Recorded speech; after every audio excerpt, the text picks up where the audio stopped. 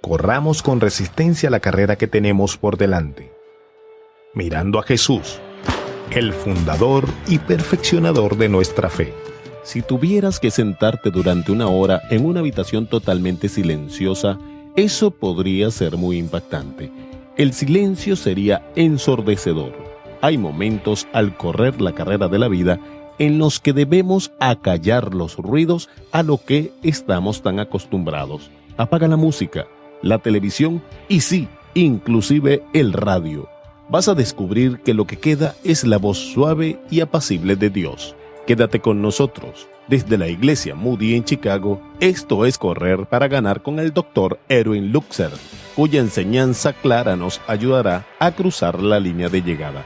Hoy, el pastor continúa con la serie titulada Las disciplinas del alma, 4 formas de acercarse a Dios. Permanece con nosotros mientras nos acercamos a una sorprendente disciplina final, la disciplina del silencio. Silencio. ¿Cómo podemos tener silencio en un mundo adicto al ruido? Tenemos que aportar algo a nuestras vidas. No podemos estar en una habitación silenciosa. Tenemos que encender la televisión, la radio, leer un periódico. Pero hagas lo que hagas, no me dejes solo con mis propios pensamientos. Algunas personas que se quedan solas con sus propios pensamientos se sienten muy solas. De hecho, hay muchas personas que no pueden permanecer en silencio ni un momento, no pueden guardar silencio ni en la iglesia, y están pensando en otras cosas y no pueden concentrarse en Dios, porque la fuerza centrífuga de sus vidas van en una dirección completamente diferente. Nunca se les ha enseñado el silencio y la concentración. En la pequeña iglesia rural a la que mis padres nos llevaban cuando estábamos pequeños, cada vez que mis padres entraban, se inclinaban y oraban. Simplemente inclinaban la cabeza y oraban brevemente. Esa era su práctica común. Es una práctica maravillosa que todos deberíamos ejercer. Pero recuerdo quizás a unas 20 o 30 personas presentes en esa pequeña iglesia. Mi padre acababa de inclinar la cabeza y había terminado su oración y había levantado la cabeza, y estaba un hombre detrás de él, quien le puso el brazo sobre el hombro y le dijo: «Bueno, ¿cuántos acres has podido cosechar esta semana? Fíjate, inclusive en la casa de Dios no hemos aprendido a enfocarnos, no hemos aprendido el silencio. Tú sabes que los monjes dejaron el mundo por el desierto porque querían hacer 2 cosas. Primero, los monjes estaban muy interesados en tratar de encontrar a Dios en lo más profundo de sus almas. Ahora bien, en eso ellos tenían razón, y a su vez también estaban equivocados. En primer lugar, a Dios no lo encuentras mirando y contemplando hacia adentro, hacia el fondo de nuestra alma. Lo encuentras al venir a Él a través de Jesucristo, nuestro Señor, y por todo lo que Jesús hizo por nosotros.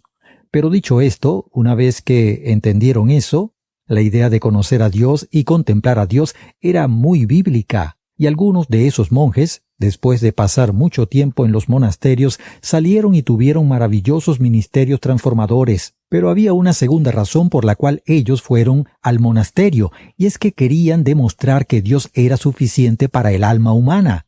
Y tú y yo tenemos que demostrar eso, aunque nunca iremos a un monasterio excepto para una visita, porque déjame explicarte que toda la vida, tal como dice un escritor, estamos, por así decirlo, siendo evaluados en un tablero de puntuación. Nuestras victorias y nuestras derrotas están ahí para que todo el mundo las vea, y mientras más conocido sea nuestro ministerio o mientras más conocidos seamos como personas públicas, entonces serán más evidentes para nosotros esas victorias y esas derrotas. Por lo tanto, aunque no podemos seguir a los monjes a los monasterios, tenemos que aprender sus lecciones más importantes. Y ese es el propósito de este mensaje. ¿Por qué un mensaje sobre el silencio? Bueno, en primer lugar, para que tú y yo aprendamos a vivir nuestra vida, por decirlo de alguna manera, desde adentro. Tenemos que vivir nuestras vidas desde adentro hacia afuera. Debemos tener esos recursos en lo más profundo para poder hacerle frente e inclusive descansar en la confusión, las tensiones, las presiones y las expectativas de vida en las cuales somos constantemente calificados. Y aquí está nuestro problema.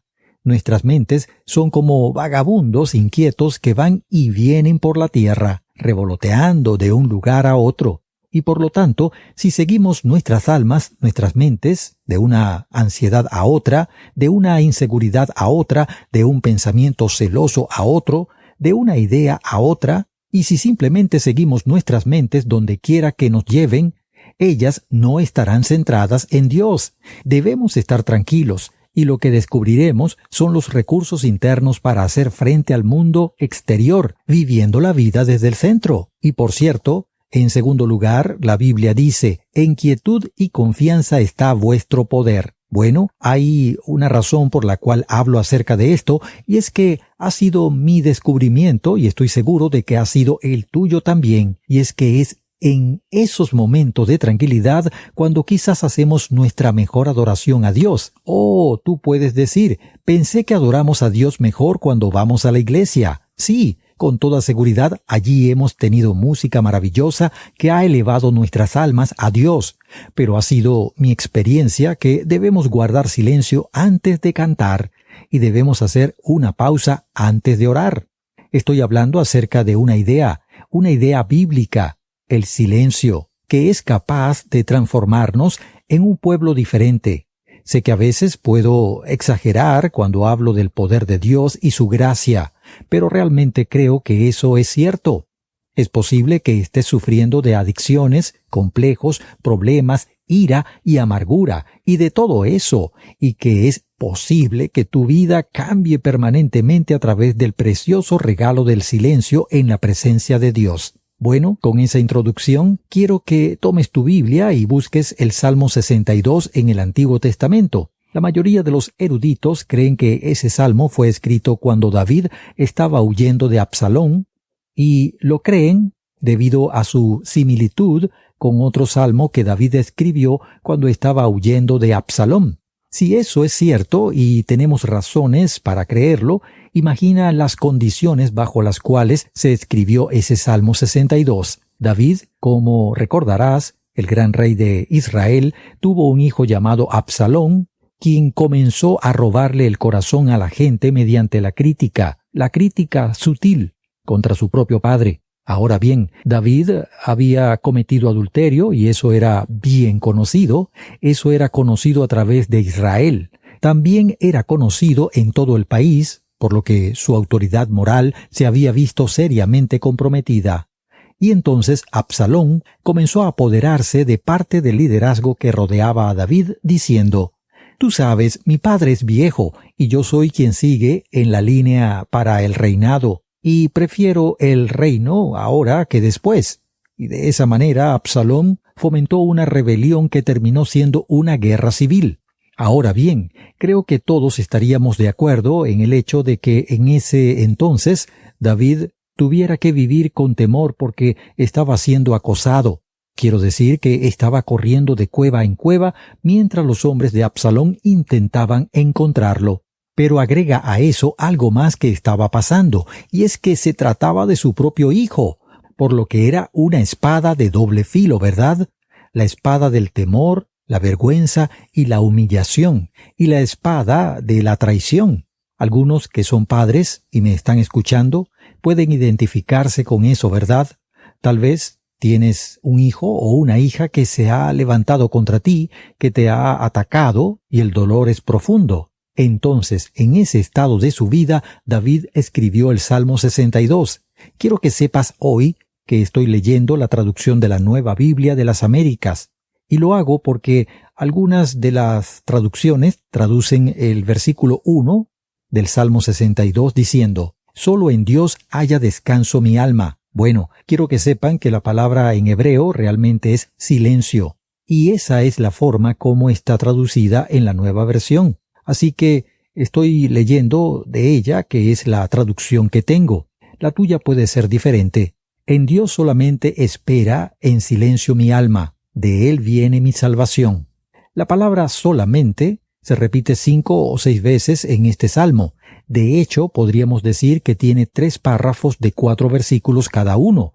Cada párrafo tiene dentro de él, en la línea de apertura, la palabra solamente. Por ejemplo, notarás a medida que avancemos que el versículo 5 dice, «Alma mía, espera en silencio solamente en Dios». Y el versículo 9 dice, «Los hombres de baja condición solo son vanidad y los de alto rango son mentira». Entonces la palabra solamente aparece allí también, al comenzar la última estrofa del Salmo. Pero mi primera pregunta hoy es, ¿por qué de todos modos esperamos en silencio delante del Señor? ¿Qué hace la diferencia? En primer lugar, el hecho de quién Dios es. Te darás cuenta mientras lo leemos, dice en el versículo 2, «Solo Él es mi roca y mi salvación, mi baluarte». ¿Qué piensas tú de esa palabra baluarte? Aquellos que han estado en Israel y han visitado Masada, bueno, de eso es lo que estamos hablando cuando hablamos de un baluarte, una montaña enorme, y en la cima de esa montaña había una fortaleza con grandes pendientes, solamente con un pequeño sendero que conduce a la cima de la montaña, y fue allí donde los judíos pudieron esconderse y los romanos no pudieron llegar a ellos durante 3 años, a pesar de que intentaron matarlos de hambre. Eso es una fortaleza o un baluarte. Una fortaleza o un baluarte es, ante todo, un lugar de refugio, un lugar al que puedes correr y sabes que tu enemigo no puede llegar a ti a menos que él llegue primero allí. Él tiene que poder subir por las pendientes, tiene que ser capaz de derribar las puertas porque tú estás escondido, estás guardado, estás protegido. Y David dijo, «Eso es lo que es Dios cuando mi hijo se rebela contra mí y cuando sus ejércitos están tratando de encontrarme».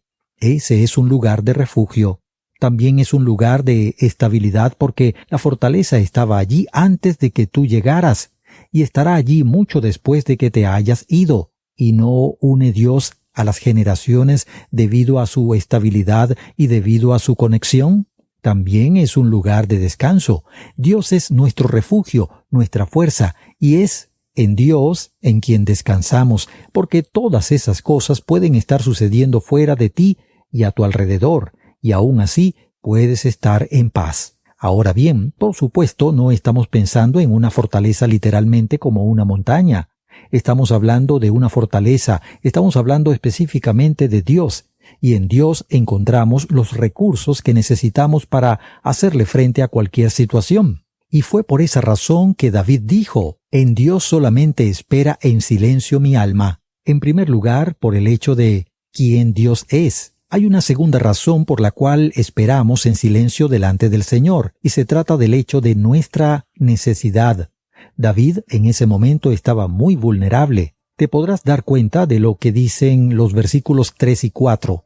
«¿Hasta cuándo atacaréis a un hombre vosotros todos para derribarlo, como pared inclinada, como cerca que se tambalea? Solamente consultan para derribarlo de su eminencia. En la falsedad se deleitan, bendicen con la boca, pero por dentro maldicen». La palabra solamente se repite 5 o 6 veces en este salmo. De hecho, podríamos decir que tiene 3 párrafos de 4 versículos cada uno. Cada párrafo tiene dentro de él, en la línea de apertura, la palabra solamente. Por ejemplo, notarás, a medida que avancemos, que el versículo 5 dice, «Alma mía, espera en silencio solamente en Dios». Y el versículo 9 dice, «Los hombres de baja condición solo son vanidad y los de alto rango son mentira». Entonces, la palabra solamente aparece allí también al comenzar la última estrofa del Salmo. Pero mi primera pregunta hoy es, ¿por qué de todos modos esperamos en silencio delante del Señor? ¿Qué hace la diferencia? Bueno, en primer lugar, el hecho de quién Dios es. Te darás cuenta mientras lo leemos. Dice, en el versículo 2, «Solo Él es mi roca y mi salvación, mi baluarte». ¿Qué piensas tú de esa palabra baluarte? Aquellos que han estado en Israel y han visitado Masada, bueno, de eso es lo que estamos hablando cuando hablamos de un baluarte, una montaña enorme, y en la cima de esa montaña había una fortaleza con grandes pendientes, solamente con un pequeño sendero que conduce a la cima de la montaña. Y fue allí donde los judíos pudieron esconderse. y los romanos no pudieron llegar a ellos durante 3 años, a pesar de que intentaron matarlos de hambre. Eso es una fortaleza o un baluarte.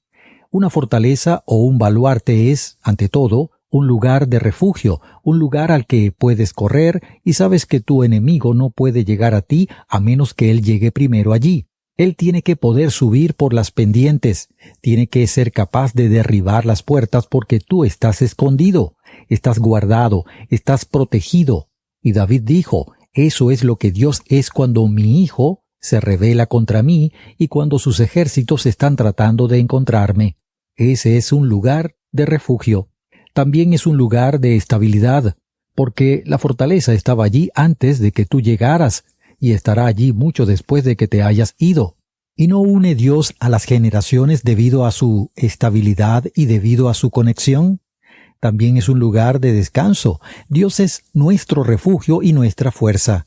Y es en Dios en quien descansamos porque todas esas cosas pueden estar sucediendo fuera de ti y a tu alrededor, y aún así puedes estar en paz. Ahora bien, por supuesto, no estamos pensando en una fortaleza literalmente como una montaña. Estamos hablando de una fortaleza, estamos hablando específicamente de Dios y en Dios encontramos los recursos que necesitamos para hacerle frente a cualquier situación. Y fue por esa razón que David dijo, en Dios solamente espera en silencio mi alma. En primer lugar, por el hecho de quién Dios es. Hay una segunda razón por la cual esperamos en silencio delante del Señor, y se trata del hecho de nuestra necesidad. David en ese momento estaba muy vulnerable. Te podrás dar cuenta de lo que dice los versículos 3 y 4. ¿Hasta cuándo atacaréis a un hombre vosotros todos para derribarlo, como pared inclinada, como cerca que se tambalea? Solamente consultan para derribarlo de su eminencia. En la falsedad se deleitan, bendicen con la boca, pero por dentro maldicen. Allí David estaba hablando de los ejércitos que trataban de atraparlo, y si lo interpreto correctamente, se estaba comparando a sí mismo con un muro que se tambalea, como una cerca que está a punto de derrumbarse. Por lo tanto, estaban esos ejércitos que venían contra él, y él sabía cuán vulnerable era. Sin Dios, él no podría regresar a Jerusalén, porque era cierto que en ese momento los ejércitos de Absalón eran mucho más fuertes que los ejércitos de David. Por lo tanto, lo que David estaba diciendo era, necesito a Dios como nunca antes lo he necesitado. Mi alma espera en silencio delante de Dios. Además, durante ese período, creo que David fue tentado, y creo que tenemos una pista en el Salmo acerca de la forma como fue tentado.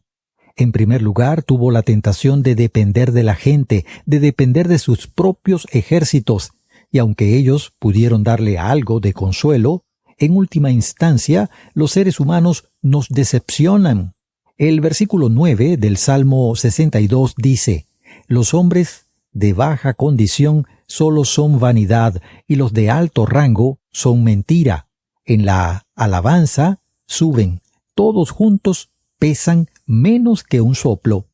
Hay algunas situaciones en la vida en las cuales ni siquiera podemos depender de las personas, y todos hemos tenido la experiencia de sentirnos muy decepcionados por lo que la gente ha hecho, y por las personas de quienes hemos dependido, y no hemos entendido que ha sido Dios una vez más quitando de debajo de nosotros esos puntales para que podamos esperar en silencio solo delante de Él. Por lo tanto, David tuvo la tentación de buscar otras personas. También estuvo tentado a pensar, ¿sabes? Si tuviera mucho dinero podría avanzar y podría hacer algo. Porque fíjate en lo que dice en el versículo 10. No confiéis en la opresión ni en el robo pongáis vuestra esperanza. Si las riquezas aumentan, no pongáis el corazón en ellas. Ellas tampoco te ayudarán.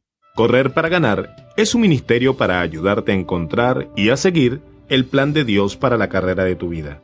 Te presentamos la enseñanza bíblica para que puedas conocer a Jesús y seguirlo en cada paso del camino. Búscanos en Facebook y en Twitter, Correr para Ganar. Repito, Correr para Ganar. O escribe a correr@transmundial.org. El número telefónico en los Estados Unidos es 1-919-460-3743.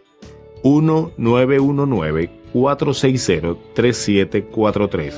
Esto es Correr para Ganar, un ministerio de la Iglesia Moody.